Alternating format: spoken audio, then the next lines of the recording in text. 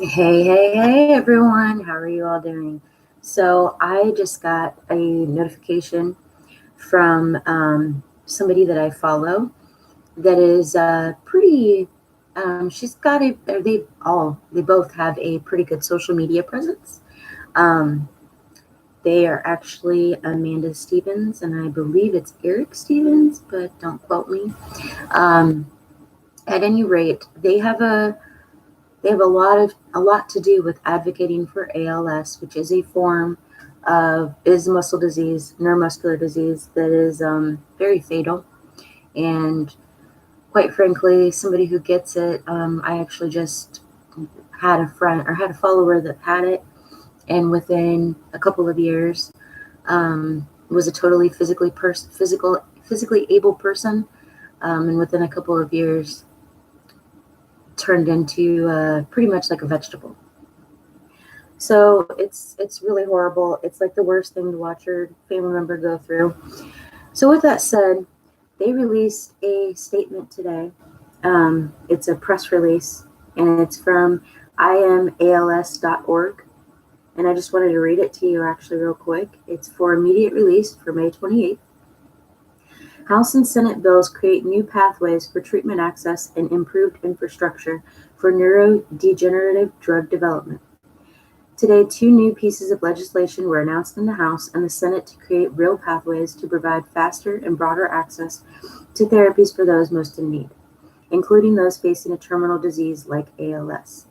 Congressman Jeff Fortenberry and Congressman Mike Quigley announced an intent to introduce a bipartisan bill in the House of Representatives that will create an infrastructure to fund early access to promising therapies discovered through clinical trials for patients suffering from fast progressing neurodegenerative and terminal diseases like ALS. Senator Mike Braun announced an intent, by the way, he's Republican of Indiana, announced an intent to introduce a bill that will speed up the regulatory processes for getting drugs showing benefits to the patients who need them. Braun's bill provides an FDA provisional approval pathway for therapies that treat conditions where the disease progresses rapidly and few to no treatment options exist. A disease like ALS, which will affect 1 in 300 people in their lifetimes, typically gives patients no more than 3 years to live following diagnosis. See what I said? It's only a couple years. It's really like the saddest one. The I don't even know, muscular disease, muscular dystrophy. I don't really know how to call it because it seems like it's worse than what I have. Um, but it's awful. It's so traumatic to watch someone go through that. If you remember, back a couple years ago, we did what was called an ice bucket challenge. That was to support, to make awareness for ALS. That was to support ALS and to get the disease out there. To make sure that it was known, that everybody know what was going on. So 1 month ago, my wife's little brother died from ALS. He was 37 with a wife and 4 small children. His suffering, the heartache, the toll on his family is repeated over and over in families throughout America. Let's do something about it, says Congressman Fortenberry. What many don't know is that when we find a cure for one of the fastest progressing neurodegenerative diseases like ALS, we will unlock critical breakthroughs for other diseases like Parkinson's, Alzheimer's, frontotemporal dementia, and beyond, which affect 50 million Americans each year, says Congressman Quigley. This legislation not only paves the way to curing a litany of diseases, but provides a model for how we speed up our drug treatment pipeline and bring it into the 21st century. In the House, the Accelerating Access to Critical Therapies for ALS Act will make 75 million available in FY 2021 and 2022 as part of a pilot to provide grants to support expanded access programs. It will bring treatments for rapidly progressing diseases for which effective therapies don't already exist to patients beyond the ongoing clinical trial. The legislation will also establish a Center of Excellence for Neurodegenerative Diseases at the FDA to accelerate the development and approval of therapies for the coming tide of neurodegenerative diseases that will cause a health and economic crisis in the coming decades. The center will be modeled after FDA's Center of Excellence for Oncology that has driven forward many monumental discoveries in cancer research. It is estimated that more than 5,000 Americans each year are diagnosed with ALS and told to get their affairs in order. This legislation gets us even closer to a place where we can say, you have ALS. Here is an effective therapy that will allow you to see your grandchildren and your children and grandchildren grow up.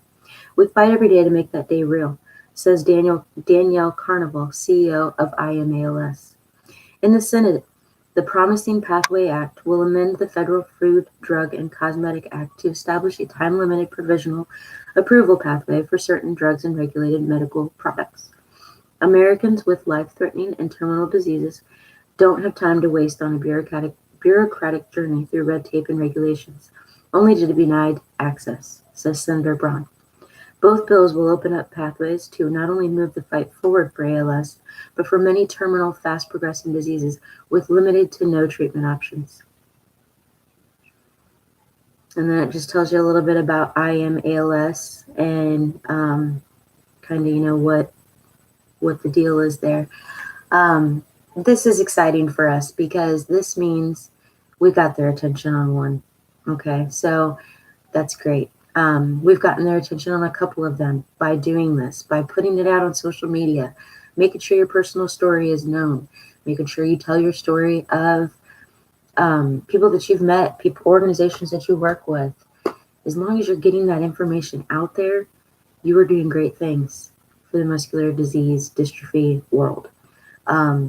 MDA also, by the way, supports ALS and the therapy for ALS, the Muscular Dystrophy Association, which is who I volunteer with and fundraise for. This is just really exciting because they are a big part of the fight, and we are all a big part of the fight. I mean, they couldn't do it without us. So keep that in mind when you think, putting myself out there on camera is going to be silly. Nobody's going to look at me. Nobody's going to care. You're wrong. The more voices we have, the more power we have, guys. I'm going to cry, so I'm going to end this video. Take care, everyone. See you all later.